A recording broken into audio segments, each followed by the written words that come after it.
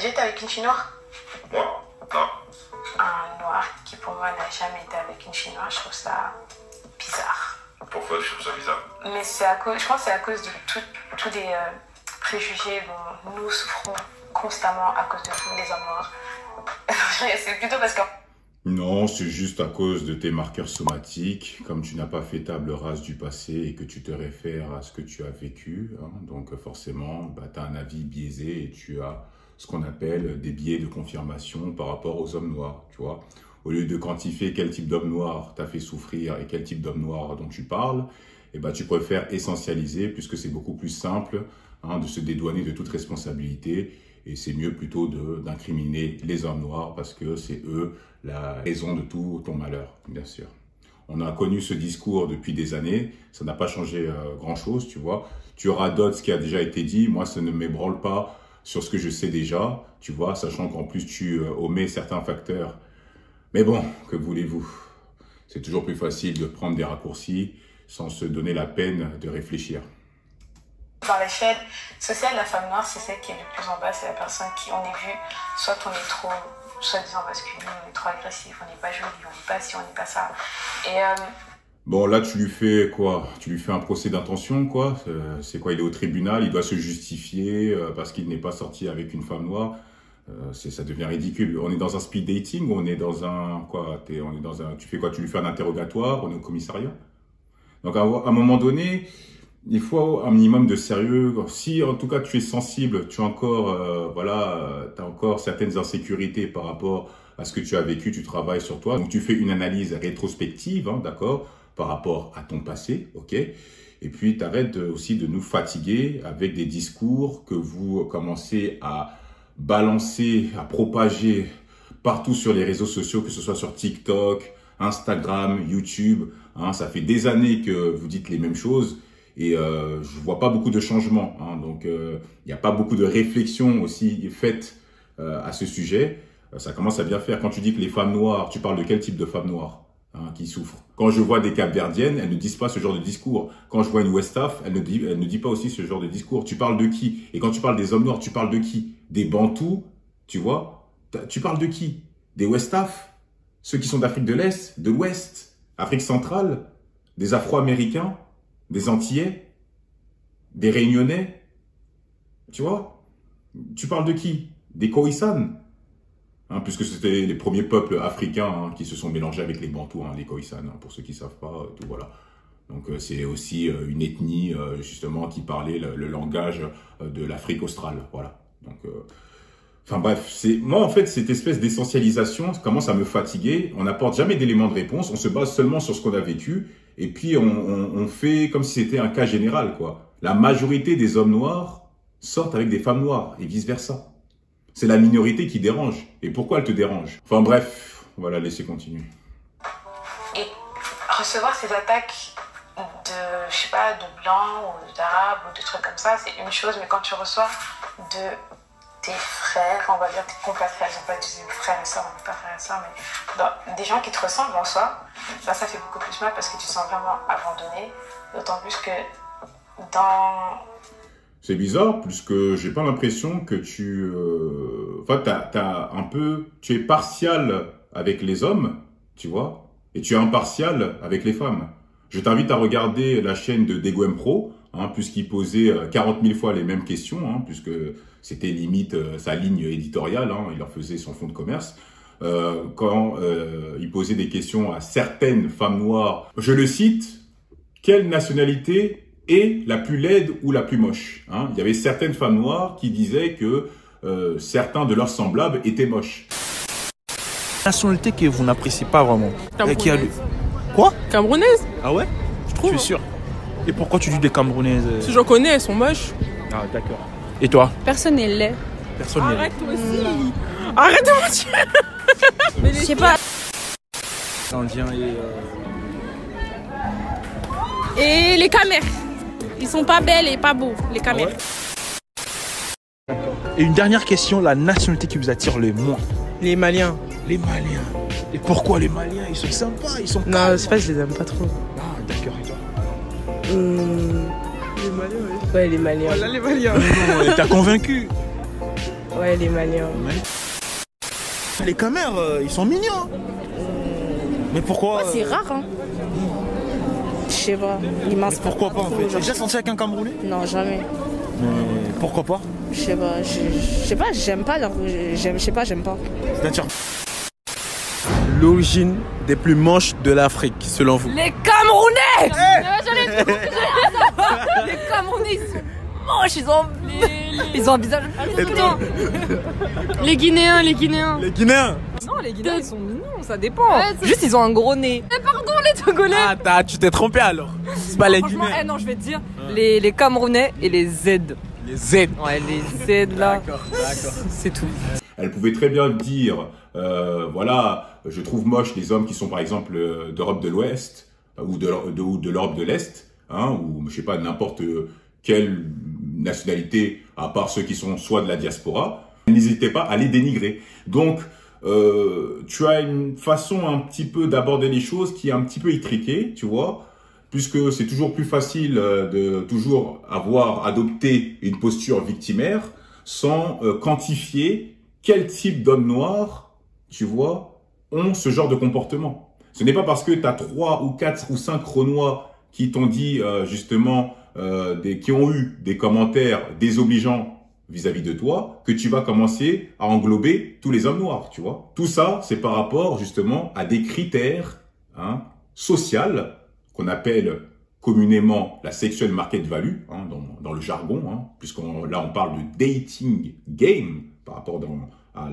aux relations homme-femme. On est dans un marché, donc tu as une valeur marchande, tu vois. Donc quand tu veux un homme noir qui est en haut du panier, qui est en haut de la chaîne alimentaire, si on peut parler un peu comme les animaux, tu auras forcément des concurrentes.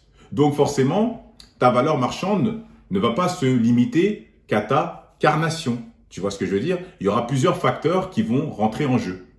Donc ta beauté intrinsèque, ton comportement, ton milieu social, ta façon de t'exprimer, ta feuille de route, tu vois, tout ça, ce seront des facteurs qui vont te permettre de savoir si tu vas finir avec un homme noir que tu désires ou non, tu vois. Et quand la concurrence elle est élevée, forcément tu vas être confronté à des femmes qui seront soit plus jolies que toi, plus belles que toi, aussi belles que toi, qui auront forcément une culture différente de la tienne. Forcément, tu vas être confronté à des blanches, des latinas, des rebeux, des métis, et tout ce qui s'ensuit, tu vois. Donc, tu peux pas rester buté sur ton petit prisme parce que tu veux nous imposer ton dogme, tu vois, en disant que si un homme noir n'a pas eu de femme noire dans sa vie, il est bizarre. Non, c'est toi qui es bizarre parce que c'est toi qui n'as pas travaillé sur tes insécurités. Tu n'as pas travaillé sur tes marqueurs somatiques que tu as développés avec justement tes histoires passées, tout simplement. D'autant plus que j'ai l'impression que dans beaucoup de cas, la femme noire va chercher à protéger l'homme noir, mais c'est pas la même chose. On reçoit pas un retour. Tu te bases sur des corrélations. Moi, quand je fais comme toi, on se base sur des corrélations. Écoute. Mais l'homme noir ne comprend pas. Ils comprennent rien. Ils savent juste parler, manger, puis faire caca, puis dormir. Moi, à la fin, je suis vraiment pour que les femmes noires, on se désolidarise complètement d'eux, en fait. Voilà. On dit ailleurs, on s'en fout. Et quand laisser les hommes noirs aux autres femmes des autres races. Exactement. Regardez Kim Kardashian, elle a bien joué. Elle a 2 enfants naturels. Elle a fait 2 enfants par in vitro. Elle a plus de pension alimentaire. Puis elle a pris un blanc. Tout le monde peut profiter de l'homme noir. Sauf nous. Exactement. Kim Kardashian, quand elle a épousé Kanye West, elle valait 45 millions. Là, aujourd'hui, elle vaut 1 milliard. Elle a quitté les parents. Pourrais-tu sortir ou te marier avec un sans-papier? Non, sans papier, moi je vous aime bien. Mais pour moi, je vous considère comme des pigeons. Donc vous me donnez mon argent, il n'y a pas de souci. Vous êtes tous mes pigeons. Et après je me taille. Restez sans papier, c'est pas moi je vais vous donner vos papiers. J'ai pas envie d'avoir un enfant et après je vois l'enfant il ressemble. Qu'est-ce que ça sous-entend? Je n'ai pas envie de me mettre avec un blédard puisque je trouve qu'ils sont dépourvus d'intelligence et dépourvus de beauté. Et je veux optimiser les chances à mon enfant d'avoir des caractéristiques occidentales. Pourquoi? Parce que pour moi, les blédards, je les trouve inférieurs. Donc, je peux avoir des relations charnelles avec eux, mais par contre, je ne peux pas copuler ou je ne peux pas engendrer des enfants avec eux. C'est quelque chose de très fort et c'est d'une violence inouïe.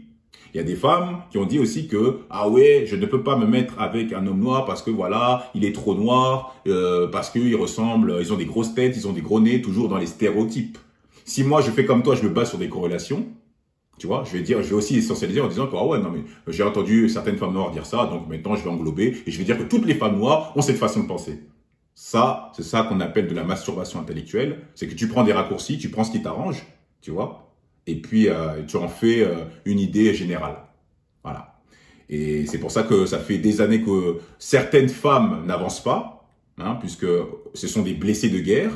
Et au lieu, justement, de travailler sur leur mental, sur elles, ok, donc sur leur façon de voir les choses, sur leur mindset, sur leur culture, pour être bien enracinés, pour éviter justement d'être déracinés. Alors certes, je n'en disconviens pas qu'il y a eu des constructions sociales qui ont amené justement à ce complexe, notamment en 2010 jusqu'en 2013, puisqu'il y a eu une américanisation, puisque les Américains sont les baromètres des tendances. Donc forcément, il y avait un archétype hein, qui était les métis. Donc les métis étaient justement vus comme un symbole de beauté, hein, donc un symbole de réussite. C'est-à-dire que quand tu sortais avec une métisse ou un métis, tu étais vu comme quelqu'un qui avait réussi. Mais ça, ce sont des constructions sociales dues à des séries, des films, des pubs, dues aussi à des affiches publicitaires. Donc forcément, inconsciemment, ça travaille ton cerveau et tu adoptes après dans ton logiciel de pensée, dans ton écosystème,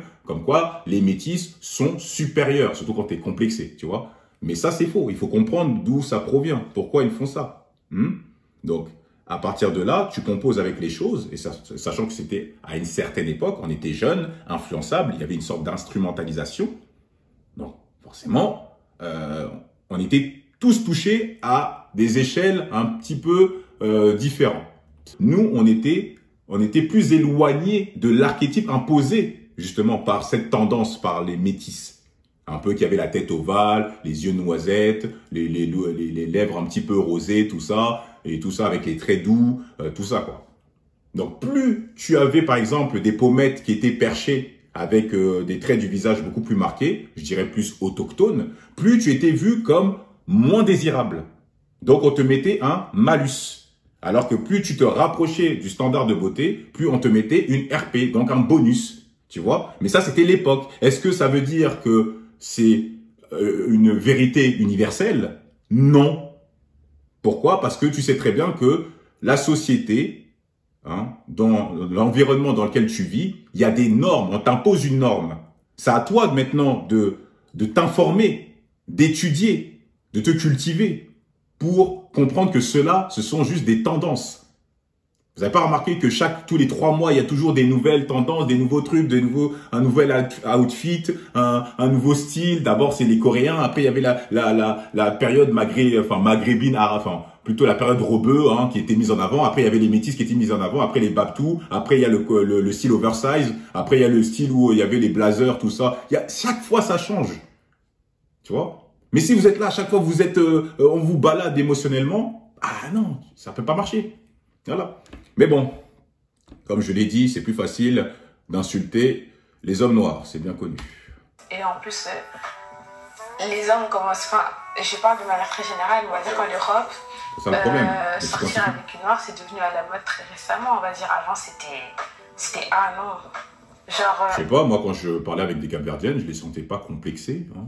Pour elles, leurs Capverdiens, ils les aimaient, quoi. Tu vois, pareil pour les Antillaises, qui sont des afrodescendantes. Pareil pour des Réunionnais, des Réunionnaises, qui étaient aussi des Cafrines, pour certaines. Après, je sais qu'il y a eu un brassage indien et asiatique. Mais bon, je les trouvais pas si complexés que ça. Pareil pour ceux qui sont d'Afrique de l'Ouest. Moi, je trouvais pas que, voilà, quand j'entendais une Malienne ou une Sénégalaise, hein, je trouvais pas qu'elles étaient complexées. Non, leurs hommes les désiraient et voilà quoi. Vous parlez de la minorité, hein, alors que vous savez pas que ça c'est dû à des facteurs environnementaux, hein, puisqu'on est soumis à des critères de sélection. Donc forcément, plus le marché est rude, plus bah, tu seras obligé d'augmenter ta valeur perçue, donc ta sexuelle market value. Tu vois ce que je veux dire? Ta carnation ne suffira pas, puisque un couple, c'est pas parce que vous sortez avec vos semblables hein, et que vous avez la même ethnie et que vous parlez le même patois que ça va garantir la réussite de votre couple. La vie est un petit peu plus compliquée que ça. Il faut s'assurer que vous avez la même feuille de route, les mêmes valeurs. Hein. Un Congolais ne va pas avoir les mêmes valeurs religieuses qu'un Malien à cause de la religion. Pourtant, ils sont noirs. Un Afro-Américain ne va pas avoir la même façon de penser, n'aura pas le même logiciel de pensée qu'un gars qui vit dans la diaspora.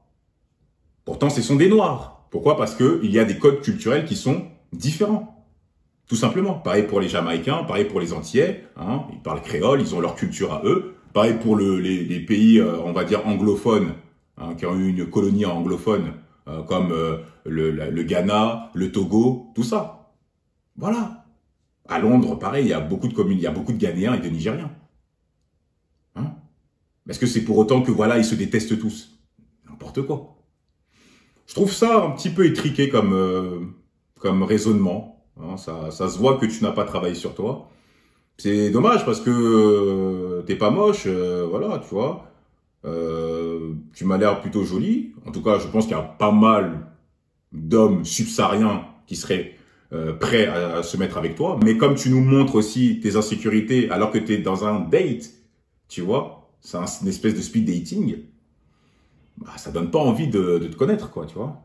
Pour moi aussi, ça c'est red flag, quoi. Et ça, c'est pas parce que tu es une femme noire. C'est parce que bah ça rebute. C'est pas intéressant de parler de ça. On est là pour justement se séduire, pas pour faire un questionnaire et cocher chaque case. Oui, là c'est bon, ton CV. Ok, là il est sorti avec une métisse. En 2017, il est sorti avec une noire. Il a couché avec une. Ah, c'était une métisse. Ah non, il y a un peu de côté blanc. Non, c'est pas une vraie bantou. Allez. Ah là, ah non, c'est une Westaf. Oh, mais tu sais. Ah non, c'est une Peul, mais. Oh oui, mais ça devient ridicule.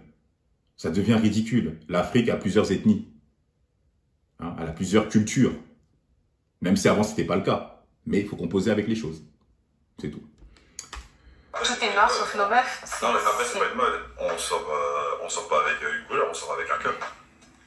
Oui, dans la théorie, dans l'idéal. Ouais. Mais si tu regardes dans beaucoup de cas, être avec une noire, c'était pas bien vu. C'était depuis toujours, en fait. Oh, non, oui, elle précise pas. Elle précise pas. Si dans beaucoup de cas, tu te bases sur des corrélations, beaucoup de cas, les choses que tu vois sur les réseaux sociaux, est-ce que dans la masse, les hommes noirs et les femmes noires ne sont pas ensemble? Tu vois? C'est pareil. Moi, si je fais le même exercice que toi, ok, bah je vais me fier sur peut-être 30 cas et j'en fais une généralité. Mais après, je dis que ouais, mais regarde, j'ai eu quand même 30 personnes différentes qui ont confirmé mes croyances. Donc, ça renforce mon biais de confirmation. Voilà. C'est pour ça que dans les lives TikTok, on voit inlassablement les mêmes lives, les mêmes débats. Ah oui, les footballeurs noirs ne sont pas avec les femmes noires parce que tu as vu à chaque fois, dès qu'ils ont percé, ils sont avec des femmes blanches, alors qu'on occulte que il y a quand même des facteurs, hein, il y a un environnement, hein, social. Dans les afters, dans les soirées des footballeurs, est-ce que vous voyez qu'il y a beaucoup de femmes noires? Non. Il y a des latinas, il y a des métisses, il y a des maghrébines. Et des blanches aussi, bien sûr. C'est les hommes noirs qui ont grandi en France, dans certains quartiers populaires, qui se sont mis avec les blanches, en occultant ce que ces femmes ont fait pour eux aussi. Ça, on le balaye d'un revers de la main. Mais bien sûr. Enfin, pour moi, vraiment, tu sors avec un cœur. En plus, vraiment, sortir avec une fille, je suis sorti avec 2 personnes dans ma vie, mais c'est pas en mode, ouais, c'est pas bien de sortir avec une noire ou une asiatique. Moi, je suis plus en mode, le feeling de la fille en général, en fait, qu'elle soit asiatique, métisse. T'as eu des histoires qui sont pas sérieuses? Enfin, des trucs genre des plans, des bas et des trucs comme ça. Ouais. Et il y en a eu des noirs? Non. Et pour toi, c'est un argument, ça? Mais c'est quoi, en fait? Il doit se justifier? Vous vous séduisez ou c'est quoi? C'est un interrogatoire, en fait. Oh, en tout cas, il doit se justifier. Donc, le gars, il a eu 2 meufs dans sa vie. Il a sûrement eu des plans. Et comme dans le lot, il n'y a pas eu de femme noire, donc il est bizarre. C'est ça ton raisonnement. Hein. Et tu nous fais, avec ton arcade sourcilière, oh, t'as vu, j'ai touché juste. Mais n'importe quoi. Oh, en tout cas, c'est dommage qu'on m'invite pas dans ce genre d'émission, si on peut dire. Parce que moi, mon gars, moi, j'ai pas ma langue dans ma poche. Moi, je te dis les choses, moi, je vais à la racine. Moi, je vais à la racine du problème. Moi, je fais pas des débats de surface, moi. N'importe quoi. Si on lui présente, on lui met N'Golo Kanté, et on lui met, je sais pas, Brad Pitt, elle va prendre qui? Hein? Si on lui met Michael B. Jordan, et on lui met Crépin Diatta, elle va prendre qui? Elle va bien se référer, justement, à un standard de beauté, occidental, par rapport à un phénotype. Et quand on voit le génotype de Michael B. Jordan, on voit ses parents, puisque le génotype, c'est plus un capital héréditaire. Hein, on voit bien qu'il y a eu un brassage dans son arbre généalogique. C'est un secret de polichinelle. Mais pourtant, Michael B. Jordan, il fait mouche dans la communauté noire à 99,9%. Quoi. Tu vois ce que je veux dire? La question qu'il faut se poser, c'est pour vous, quel est le goal, tu vois, en termes d'hommes noirs, hein, pour celles qui se posent ces questions-là. Pour celles qui sont un petit peu plus complexées. Parce qu'il y en a, moi je te dis, la majorité des femmes noires, bon, on s'entend. Il y en a, elles n'ont pas de problème avec ça. Mais pour celles qui sont là, qui s'entêtent éperdument, avec une certaine abnégation sur ces genres de sujets, posez-vous les questions dans le bon sens. Ah là là. Et pourquoi, en soi? Même si, au fond, tu peux dire que c'est juste... Non. Pourquoi? C'est peut-être parce que dans mon cercle, j'ai pas eu... Il y en avait moins, en fait, plus simplement dans le cercle. T'as grandi où? Ben, tu sais, j'ai grandi à Charleroi, la plupart des filles étaient d'origine italienne, c'est plus dans ce truc-là, c'est pas en mode... je suis entouré et il y a plein de filles d'origine africaine, tu vois. C'est le cercle les plus restreint, donc c'est un peu ça la réponse, tu vois. C'est pas en mode, tu sais, c'est pas moi je vois une photo d'Ayana Kamori qui est non, oh non. C'est pas dans ce sens-là, tu vois. Genre, moi je pense que des femmes belles, il y en a dans toutes les ethnies, et des femmes qui seront pas mon goût, il y en a dans toutes les ethnies, donc c'est pas par rapport au fait qu'elles soient blanches, noires. Tout simplement. Tout simplement. Dans chaque communauté ou dans chaque ethnie, il y a des belles, il y a des moches. Ce n'est pas parce que un homme noir ne se met pas avec toi que c'est forcément à cause de ta couleur de peau. C'est peut-être parce que tu ne l'attires pas physiquement. Et il va peut-être être attiré par une autre femme noire qui va trouver plus jolie que toi. C'est tout. En fait, vous avez un petit prisme que vous avez fabriqué dans votre tête. Et dès qu'en fait, ça se passe pas comme vous le décidez, et ben directement, soit c'est un aliéné, soit c'est un bounty, soit c'est un vendu, soit il est bizarre, tu vois, soit c'est un fétichiste. Vous vous basez sur rien, en fait. C'est la même chose. C'est ça, en fait, vous avez toujours le même procédé rhétorique, hein, le même mode opératoire. Ah non, mais regarde, il est avec une blanche. Mais peut-être c'est sa meuf du moment. Peut-être que à ce moment-là, il aurait pu être avec une noire. C'est juste que ça s'est pas présenté à lui. Ou peut-être aussi que ces femmes noires ne le voulaient pas aussi. Ça, faut aussi le préciser. Ah, moi, ça me fatigue. Pour moi, c'est des... Enfin, bref. Après, il y a des trucs qui sont... En fait, tu le remarques pas, tu le contrôles pas forcément. C'est pas que tu vas, par exemple, tu peux voir Aya Nakamura, tu vas pas dire, ah, elle est noire, elle est moche. Mais quand tu vas... Mais dans ton idée interne, dans ton subconscient, ou ton idée de ce qu'est une belle femme, ça va souvent se ramener à des traits qui vont être plutôt occidentales, tout ça. Moi, j'aimerais bien savoir la gueule de tes ex ou des hommes que tu convoites, pour voir un peu quelle gueule ils ont, en fait. Tu vois? Tu te réfères forcément à un point de référence ou des points de référence. Maintenant, en fonction de chacun, ça peut diverger. Mais maintenant, on ne dit pas que forcément les critères occidentaux sont considérés comme plus beaux. Parce qu'en vrai de vrai, ça dépend maintenant de chacun. C'est juste, tu seras obligé d'évaluer une personne, donc sa sexual market value, par rapport à ce que tu connais, par rapport à ton environnement. Tu vois? Une Américaine, quand elle va voir un gars de la diaspora, elle aura sa façon d'analyser. Elle a ses archétypes à elle. Un gars qui vient du pays, hein, d'Afrique, eh ben, ça lui parlera moins. Pourquoi? Parce qu'elle, elle a déjà, dans son écosystème, des archétypes bien établis. Donc, quand un mec quand un homme noir sera justement plus éloigné de ce qu'elle connaît déjà, ça va un petit peu la rebuter. C'est tout. Et tu peux faire cette analyse sur tout le monde. Je pense qu'un gars, un Maasai ou quelqu'un qui est au fin fond du village, son point de référence seront les femmes de chez lui. Et on a vu dans certains reportages.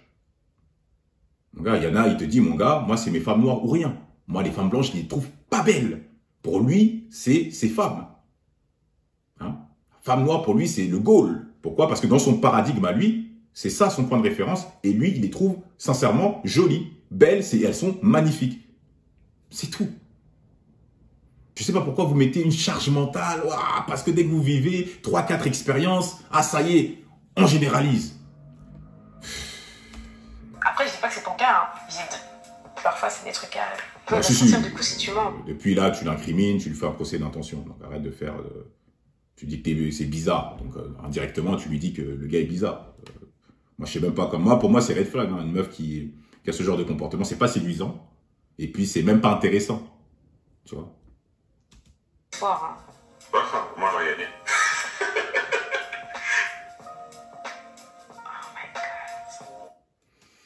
Ouais, globalement, c'est à peu près les mêmes choses. Hein. On radote, mais bon, dans les faits, moi, ça m'a pas beaucoup ébranlé sur ce que je sais déjà. Hein. Je trouve que c'est toujours les mêmes discours. Il n'y a pas grand-chose sur lesquels...